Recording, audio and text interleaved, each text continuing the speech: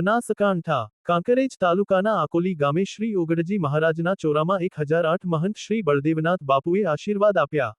પ્રાપ્ત વિગતો અનુસાર કાંકરેજ તાલુકાના આકોલી મહારાજવાસ ગામની ગ્રામ પંચાયતની ચૂંટણીમાં સમરસ થવાની દેવ દરબાર જાગીર મઠના 1008 મહંત શ્રી બળદેવનાથ બાપુએ આશીર્વાદ આપ્યા હતા. અને મહારાજવાસ ગ્રામ પંચાયત બિનહરીફ બની હતી, જેમાં સરપંચ તરીકે હેમજાબેન દળસુંગજી ઠાકોરે તારીખ 25 ડિસેમ્બર 2025ના રોજ બાપુને બોલાવી ઢોલ વગાડી દીકરીઓ દ્વારા સામૈયા કરી વધાવ્યા હતા અને કુમકુમ તિલક કરી ફુલહાર પહેરાવી સાલ ઓઢાડી સન્માન કરવામાં આવ્યું હતું. જેમાં સૌથી અગત્યની બાબત વિશે વાત કરીએ તો કાંકરેજ તાલુકાના આકોલી ગામમાં કાયદો અને વ્યવસ્થા જળવાઈ રહે તે માટે શિહોરી પોલીસ સ્ટેશનના પીઆઈ કિરીટસિંહ બિહોલા ખાસ કરીને ઉપસ્થિત રહ્યા હતા. અને ગ્રામજનોને પોલીસને સહયોગ આપવા માટે કહ્યું હતું અને તેઓએ પણ પૂજ્ય શ્રી બળદેવનાથ બાપુના આશીર્વાદ લીધા હતા. ત્યારે કાંકરેજ તાલુકાના આકોલી ગામમાં ભક્તિમય માહોલ છવાયો હતો. અને સૌ કોઈ શ્રી જાંજુબાઈના મંદિરે દર્શન કરી ભોજન પ્રસાદ ગ્રહણ કરી ધન્યતા અનુભવી હતી, જેમાં મહારાજ વાસના સરપંચ પતિ ડી.કે.